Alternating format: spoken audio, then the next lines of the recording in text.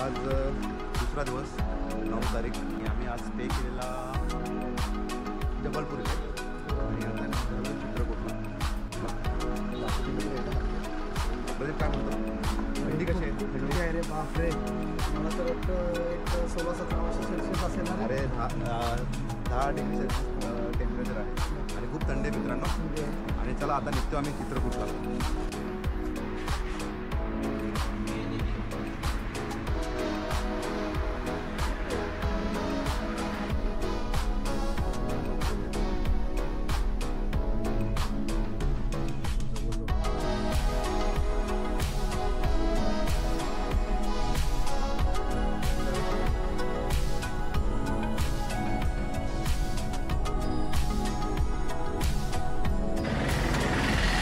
नाश्ता करायला थांबलो मित्रांनो बालाजी हॉटेल.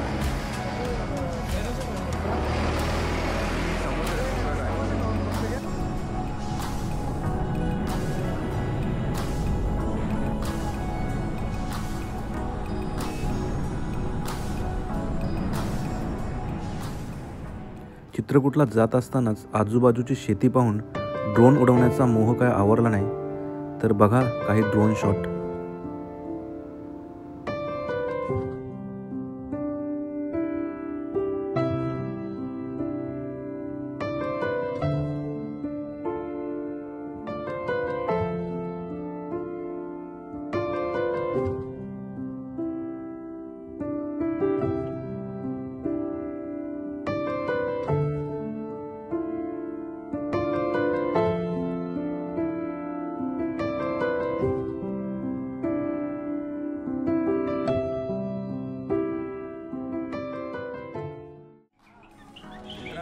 गुप्त गोदावरीला होता आता आणि चाललोय गुप्त गोदावरी.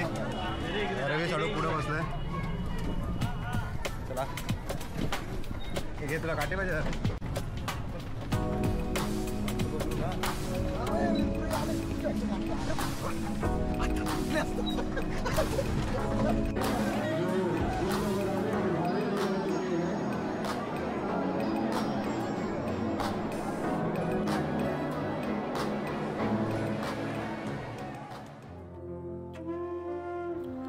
गुहेच्या आत राम दरबार आहे, जिथे भगवान राम दरबार भरवत असत.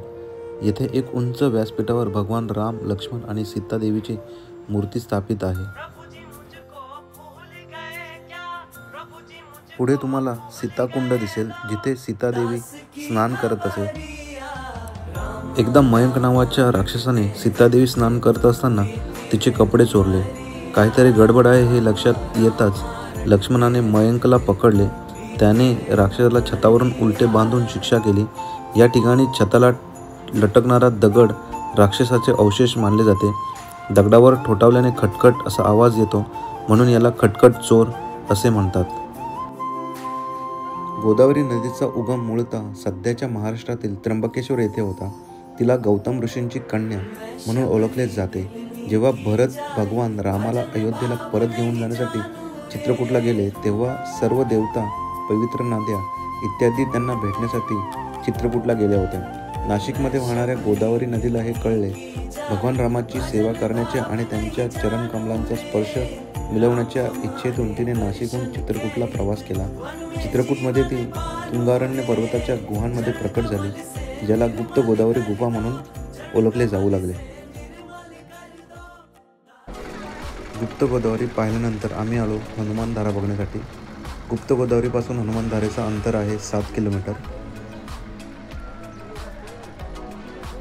हनुमानधारा पर्वतावरती जाण्यासाठी रोपवेची सुविधा आहे. प्रत्येकी 150 रुपये असा चार्ज रोपवेचा आहे.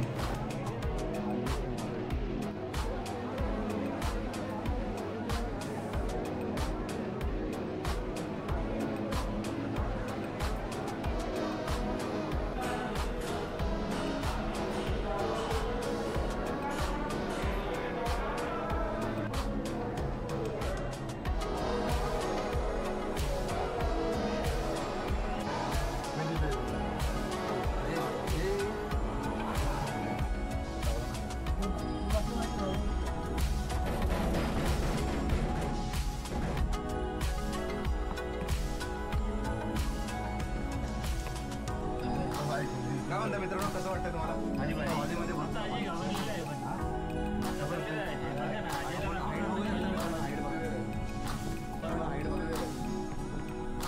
हनुमान नारा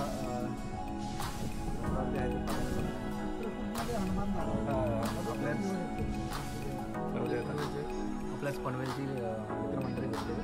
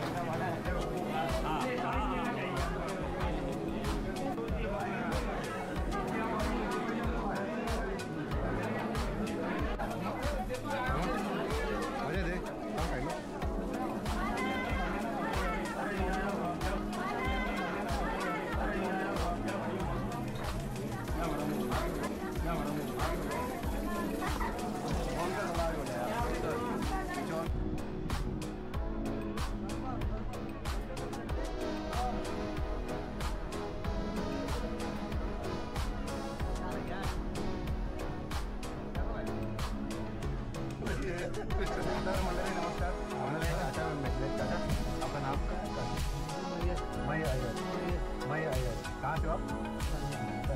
राजस्थान से. नमस्कार सर. नमस्कार. रामपुर, जिला रामपुर. आपको यूट्यूब पे डाल देते. आपको यूट्यूब पे डाल देते. हिंदी नहीं आता.